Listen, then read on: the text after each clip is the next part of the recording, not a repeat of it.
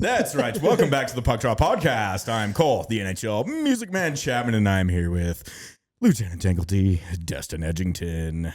Yeah, what a great name. I had so much fun reading your name on the PA system at the ice rink the other day for the event that we're not going to name. Yeah, who cares? Who? Yeah, who cares? This episode is brought to you by Utah Brewing Company. Did I get it right this time? Brewery. Utah Brewery.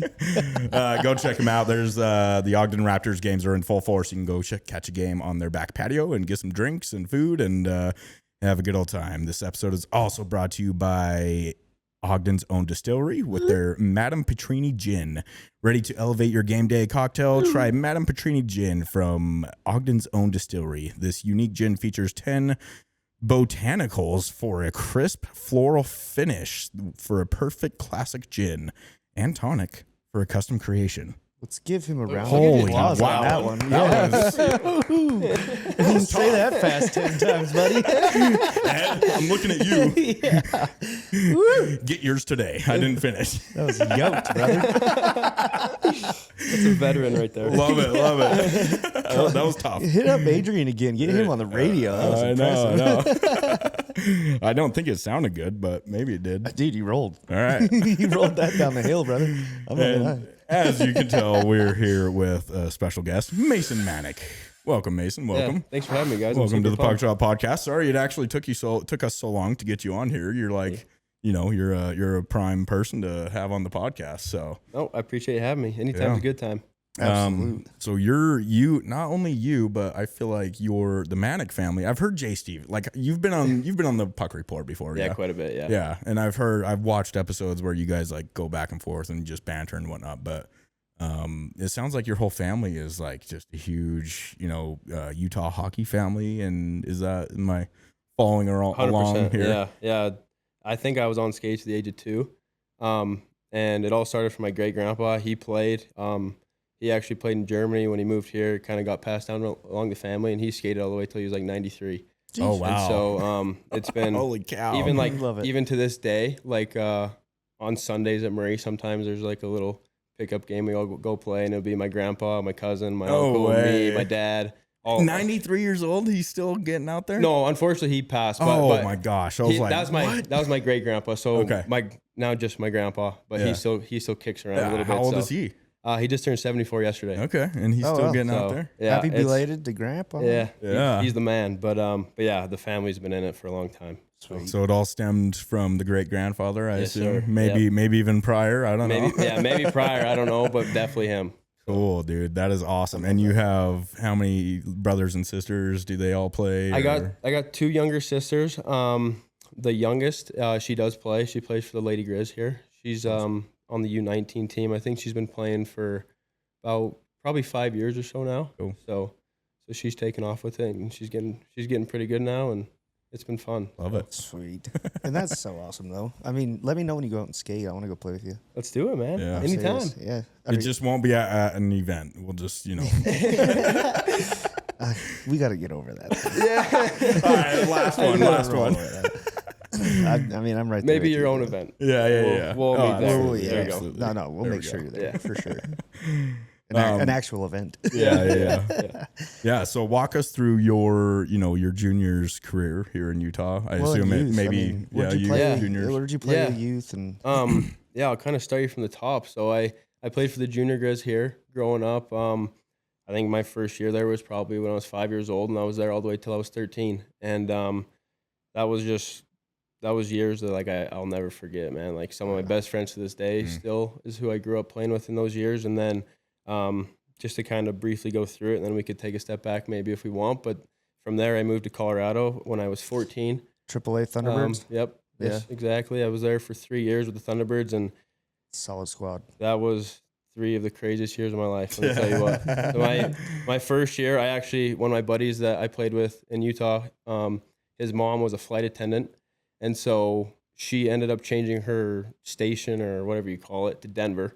And so we ended up getting an apartment there. And so she would live with us. And then when she'd go on trips, my mom would come in and we'd live in an apartment there. The second year, I lived with Adam Foote. Oh, wow. Yeah. Wow. most. Was he billet?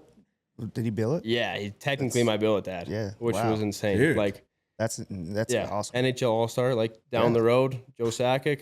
What? Like Wednesday night for dinner, Patrick Waugh come over. I'm like, Really? what am I doing here? Well, yeah. Dang. Dude, What I'm am telling I you what. doing here? You're like, you're learning. No, That's what you're doing. literally, You're that is growing. the best way to put it. Like, we'd just eat dinner and we'd watch hockey, and he would run you through like the most particular, smallest part of a game, and then like that year alone, I bet changed the way I think about hockey more than anything in this world. Wow. Like That's it was impressive. insane. Like their backyard, like it was probably about like a half size ice rink, Wow. like chillers and everything. You go skate in their backyard, wow. like Really? craziest year of my life. Oh Crazy. man, I was gonna say elaborate on the craziness, but now I understand. Yeah. Yeah, That's wild. absolutely neat. I mean, really.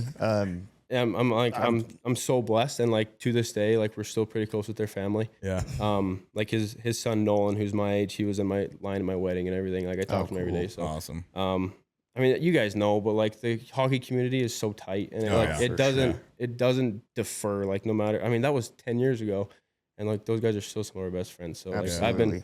I've been super fortunate. And then so after that year, I was in Colorado for another year. I ended up living with a different family. Super awesome. Mhm. But then from there is when I ended up in Portland, and I played in the Western Hockey League for 4 years. Nice. I think upwards of 200 games or something. So I had a pretty decent career there. Sweet. And Jeez. then from there, Ryan Kanaswich called me in to play a couple years for the Grizz. So that was kind of the short end of that. Yeah. But yeah, I'm super What'd you call blessed. me? I said, what'd you call me? I don't know. Short? Hey, I'm not the one to make short jokes. I'm Trust just- me. I gotta give you a joke here. Yeah, Right? no, it's good. Yeah, he's taller than you. I know. That's what I said. Just short end. I was like, wait, what? Yeah. No, that's awesome, man. I mean, and especially just the experience and carrying that with you everywhere you go. You know, Yeah. that's awesome stuff. Well, I It want to really touch does. on like that, with Adam Foote and all those guys. You said you learned probably the most that you've ever learned, like in that 1 year span. And I just want to touch on like people that are like mentors, like Destin, like, cause that was like a mentor to you. You looked up to them and you maybe you weren't on the ice, but you were, watching film or whatever. And you learned a lot that way.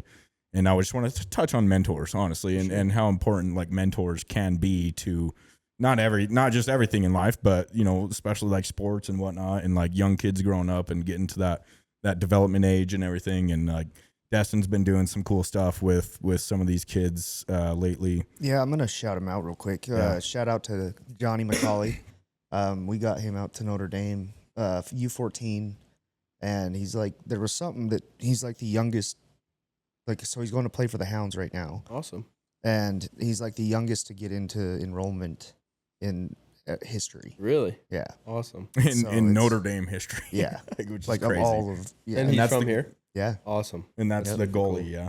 No. That's Idaho Falls goalie. Oh, okay. So I mentioned yeah, I'm trying to a couple keep other track stuff. of. So who was the kid that was like pulling the Michigans? Oh, yeah. on so Friday? Graham, shout out to Graham as well. I mean, he's playing for the Grizz Cool. as well. Awesome. Dude, Um, that kid's a stud. He's a beast. He's probably top 3 at 14s in Utah for sure. Nice. And so we're getting him on the ball to get out of here. Yeah. I mean, no offense. I mean, it's one of those things where we're just barely getting like I said, the ball rolling. Yeah. Here with everything. What it boils down to is get him back east or somewhere. Yeah. And I know that the Thunderbirds are on the radar on certain things with, I mean, a lot Yeah. really. Adrian, Minnesota, shout out to them. They're keeping an eye on a lot of people, so but just kind of pushing the ball with Yeah. it. So. That's great. Yeah. I mean, it's awesome to hear because, like, I remember when I was growing up, there's not a lot of kids moving on past Mhm. here. Right. Eventually, you want to see where kids don't have to leave, right? So Yeah, for hopefully, sure. hopefully we get there. And I think just in the explosion of hockey over the last year, I think we're on a fast track to make that happen. Yep.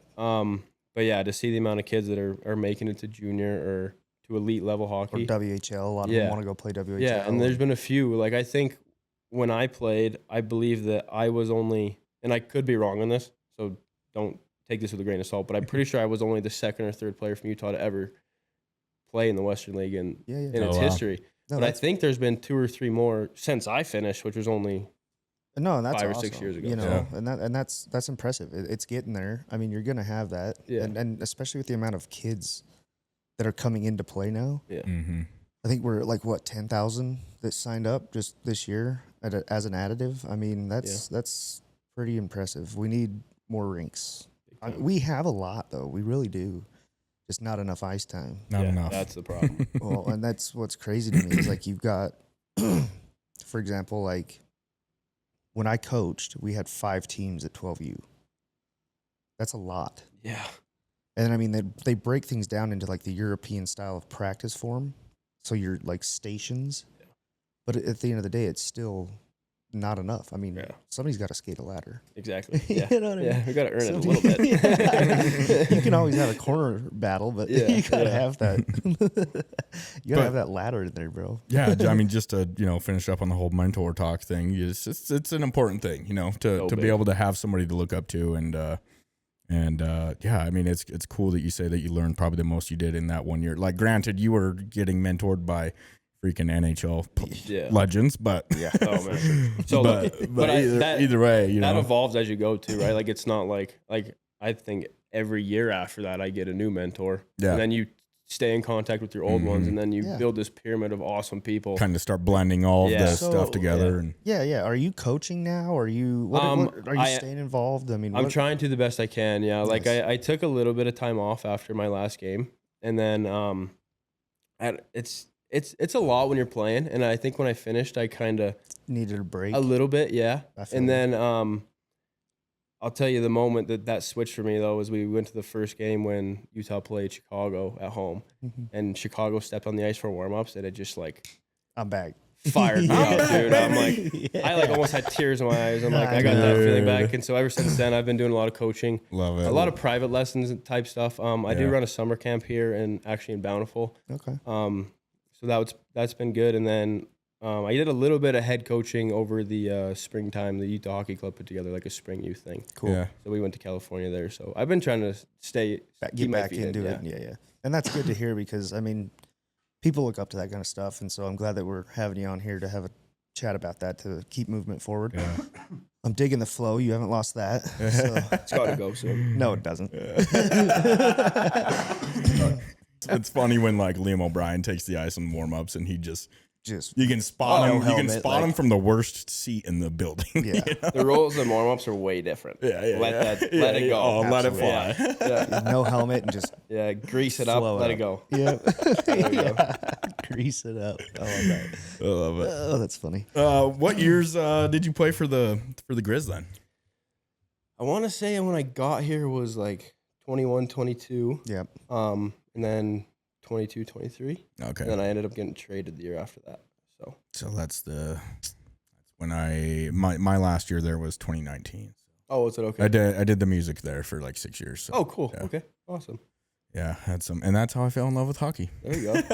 So you should try to hop on as coaching somewhere. I mean, yeah, I've thought about it. A few offers too. Wife and I are kind of trying to start a family now, so once we get that under control, maybe we'll do it. So is the wife telling you need to cut the flow or what? No, she don't care. Okay. I had a pretty cool mullet going on, but I think she kind of got over that. But so if I let the sides go out, then I think she's cool with it. Okay, cool. Fair enough. You don't want to scully that thing. No. No. At least you have the locks, brother. That's all that matters. Yeah. And focus on that, family, aspect. That's kind of the way I think. I mean, I'm gonna have my whole life to do it, right? And you're gonna mentor your kids. Yeah. Hopefully they listen. I guess. Yeah. But no, but I said, I still stay involved private lesson wise, and then I actually am a skills coach this year for the Wasatch Wild in Provo. Okay. So still keep my feet in it. So they're AAA, right? Or I think they kind of have all levels. Like I think they have like a house level, and then they also have some travel teams and stuff. Yeah. I kind of got thrown in with their 10U team after Christmas last year, but that's the only team I really dealt with. So this year I'll be more the full organization. So cool. Hopefully I'll learn more. Yeah. Honestly. Cool. So it's a lot. I mean, especially at that age. Yeah. So fun though. Like it is. I did that spring tournament I was talking about in California. Me and my dad actually did it together, and so I head coached the 10U and he head coached the 12U, and then we assisted each other. And man, they were so fun. Yeah. Those kids, it's so funny to me because like my 10U team was sick. Yeah. Like they potentially could have beat our 12U team, and we ended up winning the tournament in both divisions. And but we were at tryouts at Steiner, and I hadn't like watched younger kids play like that. And like first practice, dude, this kid goes behind the net, Michigan, tucks it top shelf, and I'm like, these kids are 10. I couldn't even do that. Like what? Well, And, that's even that one that I'm talking about, Graham. Yeah. Dude, he didn't just do Michigan. He did like a full on like he picked like it up and like Michigan did a spun spin around. with it. Yeah. And like Yeah. I'm like, And what he's 13. did I just watch? Yeah, I'm like, how do you? He's where do you guys sick. learn I've this seen stuff? him I do guess- that twice when I coached him. Really? Yeah. And I was like, dude, if you have free reign to be able to get a hold of that and do it, I mean, just do it. Yeah. Pump that home. Yeah. Like, Be I'm not going to creative. take away It's from crazy. you. Yeah, like You know what I mean? nobody when I was 10 was pulling that off. No. Like that wasn't even a thought. I even so, told him, too. I was like, you know what? If we're down 3-2, I don't want to see you doing dumb. Yeah. Like, yeah. you've got a shot. Just pump that thing at the net and attack the net, you know? Yeah, Like, yeah. but we're down 3-2, and he just goes and throws it in the net, behind the net, Mishy. I'm like, what the Hey, it all looks the same on the this? scoreboard. Yeah, dude, I wasn't mad about it one bit. Yeah, there you go. Yeah, no kidding. I was just like, well, we're tied up now. So Yeah. Yeah. All right. There you go. yeah, I'm move glad on. you didn't listen to me, you little. Yeah, he never did. Yeah, speaking of that, he never did, and I hope you're watching this because I know he watches this. Oh, that's funny. No, But I hey. love that. I love like the kids. So like both of my nephews play it, and like they're so cute, you know. Like just watching them get out there on the ice, and They're cute when you're watching from the freaking bleachers. yeah. I mean, hey.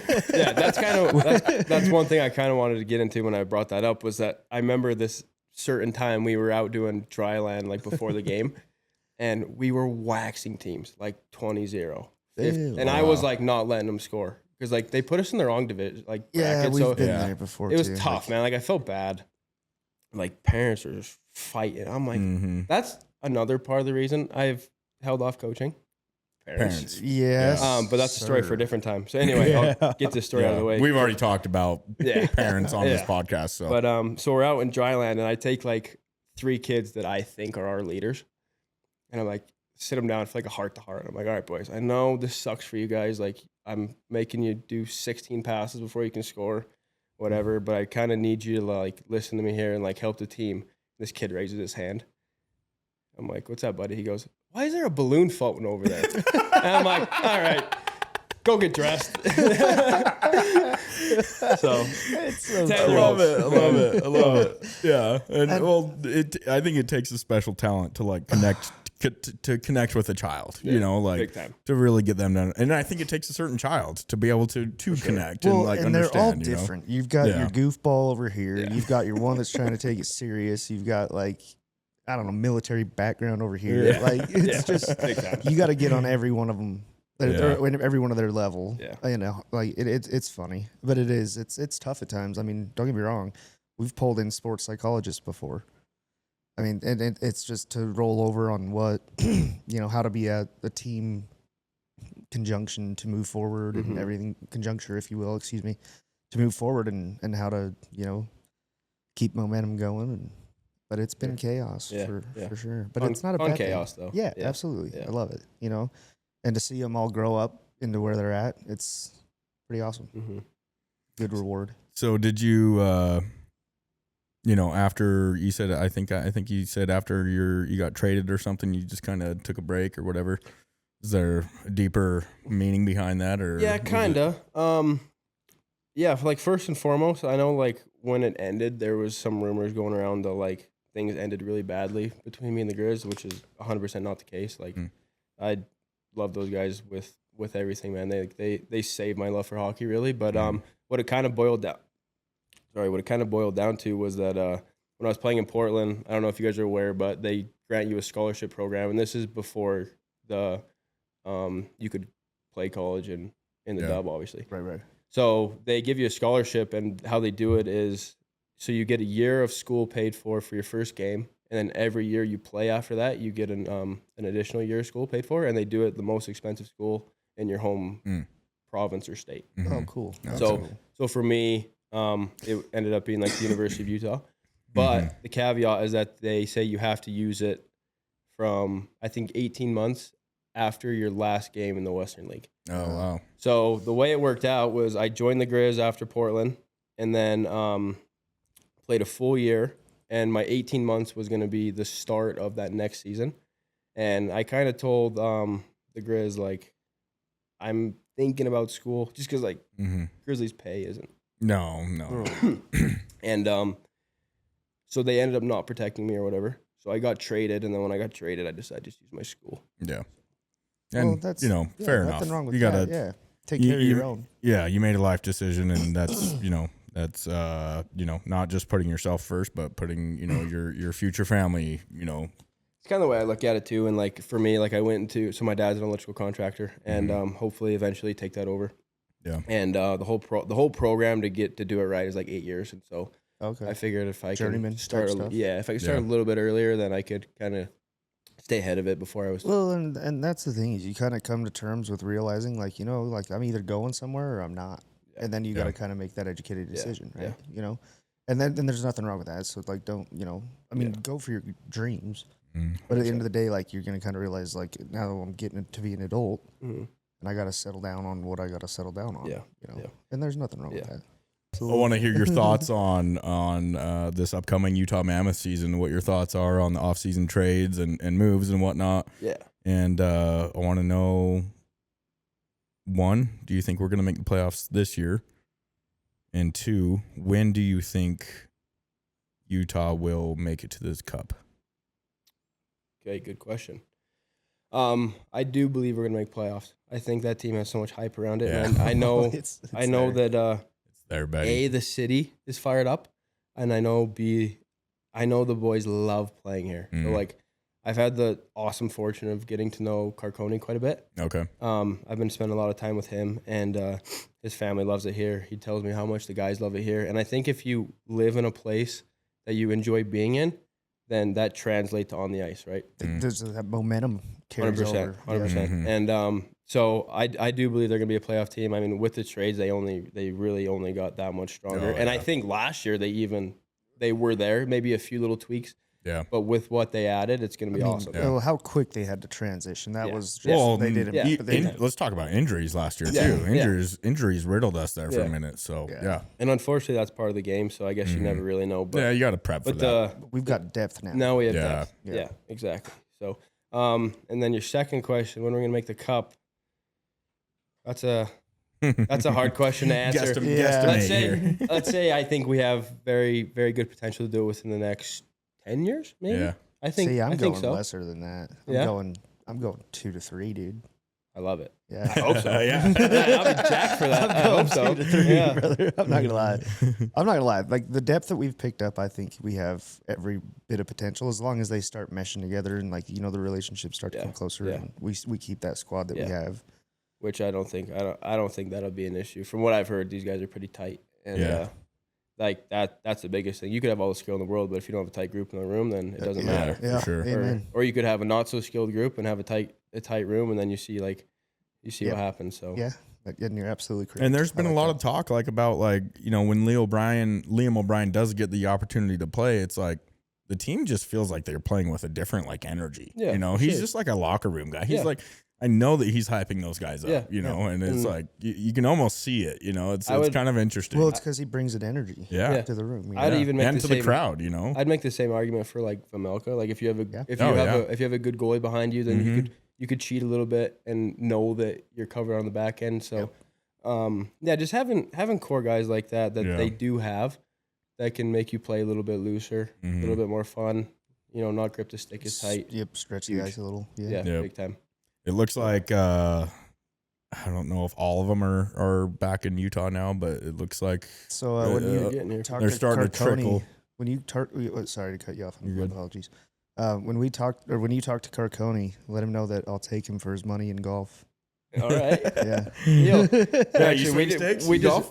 Dude, I am so addicted right now. Let's It's go, funny. dude. Let's go. So Let's make an episode out of it. let's go. Okay? I'm not the best, but I'm getting there. So like when I was playing, I hated it. Yeah. I wanted nothing to do with Yeah. it. Like I went with the guys a few times. When I was in Portland, we played 18 holes, and by hole 12, I was like, "Get me out of here." So my birthday this year, my dad took me, my uncle, my cousin, and then over the last month, it's all I've done. Yeah. I'm so hooked. It's Love not even it. funny. Once let's you get it, and once you get it, and like You're a get that hockey bug, player, brother. You're gonna be fine. Yeah. So I've played with Karks a few times, and he definitely beat me the first time, but I got him a little bit last Sunday. So We'll see if he's down, like even before the season starts. Yeah, see well, if no, he's it'd have down to to be do before like an that. episode. Like we'll make an episode. Yeah, And just, Us dude, four just will go shoot out. he's Yeah. the best, man. Yeah, that'd be fun. I'm sure he would. So. Yeah. That'd be cool. Well, let's wrap it up here. Running thank out of you. time. Told you this is like a time capsule in here. Yeah, So for sure. Yeah, let's do it again, man. This has been fun. We will. Yeah. Absolutely, we will. yeah. Yeah, Without we a just doubt. like to have fun here, you know? We Yeah, just like to I talk like to it. people and Yeah, we're not too statistical. Just Yeah. having fun. That's the way it should be, man. And Yeah. It's fun that way. yeah, love it. You're a rock star, dude. Thanks for tuning in. We'll see you guys next week.